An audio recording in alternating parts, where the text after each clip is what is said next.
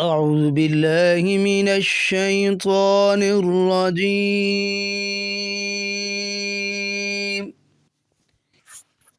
بسم الله الرحمن الرحيم. رب قد آتيتني من الملك وعلمتني من تأويل الأحاديث۔ اے میرے پروردگار، تو نے مجھ کو سلطنت کا بڑا حصہ دیا۔ فعلمتنی من تأویل الاحادیث، اور مجھ کو خوابوں کی تعبیر کا علم دیا۔ فاطر السماوات والارض، آسمان اور زمین کے پیدا کرنے والے۔ انت ولی فی الدنیا والآخرہ، تو ہی میرا دنیا میں بھی اور آخرت میں بھی کارساز ہے۔ توفنی مسلما، مجھے اٹھانا ہے، مجھے موت دینی ہے مسلما، سلامتی کی حالت میں، فرما برداری کی حالت میں۔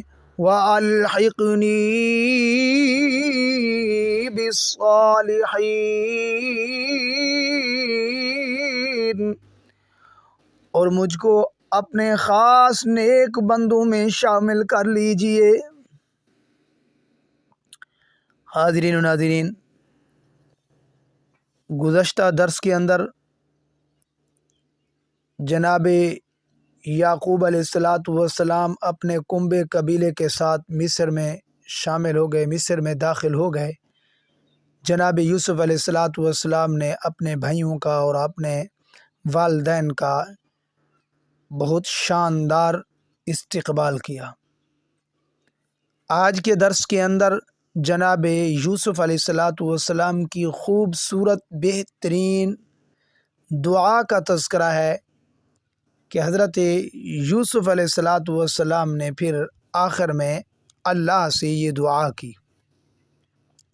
لیکن اس سے پہلے آپ یہ جانیے کہ جناب یعقوب علیہ السلام کتنا عرصہ حضرت یوسف علیہ السلام کے ساتھ رہے۔ امام قرطبی رحمۃ اللہ علیہ فرماتے ہیں کہ جناب یعقوب علیہ السلام حضرت یوسف علیہ السلام کے ساتھ 24 سال تک خوشحالی کے ساتھ رہے۔ بالآخر حضرت یعقوب علیہ السلام نے اپنے بیٹے حضرت یوسف علیہ السلام کو وصیت کی کہ اگر میں دنیا سے رخصت ہو جاؤں تو مجھے اپنے باپ دادا یعنی حضرت اسحاق اور حضرت ابراہیم علیہ السلام کے ساتھ ملک شام کے اندر مجھے دفنانا ہے۔ تو چنانچہ جناب یوسف علیہ السلام نے اپنے باپ کی وصیت کے مطابق جب حضرت یعقوب علیہ السلام کا انتقال ہوا تو ان کو ایک تابوت میں بند کر کے ان کے جسد مبارک کو شام لے گئے اور وہاں حضرت اسحاق اور حضرت ابراہیم علیہ السلام کے پہلو میں دفن کیا۔ حضرت یعقوب علیہ السلام کی عمر اس وقت 147 سال تھی جب حضرت یعقوب علیہ السلام دنیا سے رخصت ہوئے۔ حضرت یوسف علیہ السلام کے ساتھ 24 سال رہے۔ پھر اس کے بعد جناب یوسف علیہ السلام تخت شاہی میں تھے، لیکن اس کے بعد یہ بھی بالکل مکمل طور پر اللہ کی طرف متوجہ ہوئے اور دل کے اندر آخرت کا شوق پیدا ہوا۔ پھر ہر وقت اللہ سے یہی دعا کرتے رہے جس کو رب کے قرآن نے یوں اس انداز میں بیان فرمایا۔ پہلے اللہ کی نعمت کا شکریہ ادا کیا۔ دیکھیے ذرا رب کے قرآن کو، حضرت یوسف علیہ السلام نے اللہ کا کس طرح شکریہ ادا کیا. فرمایا رب قد آتیتنی من الملک وعلمتنی من تأویل الاحادیث. اے میرے پروردگار، آپ نے مجھے سلطنت کا بڑا حصہ عطا کیا، اور دوسرا احسان مجھ پر یہ کیا آپ نے خوابوں کی تعبیر کا علم مجھے عطا کیا. فاطر السماوات والارض، آسمان اور زمین کے پیدا کرنے والے. انت ولی فی الدنیا والآخرہ، دنیا میں بھی آخرت میں بھی تو ہی میرا کار ساز ہے. توفنی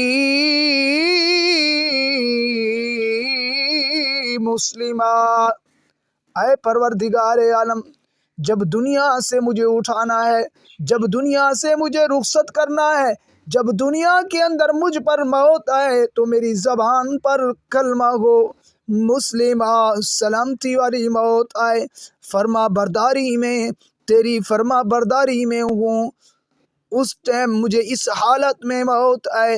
وَأَلْحِقْنِي بِالصَّالِحِينَ،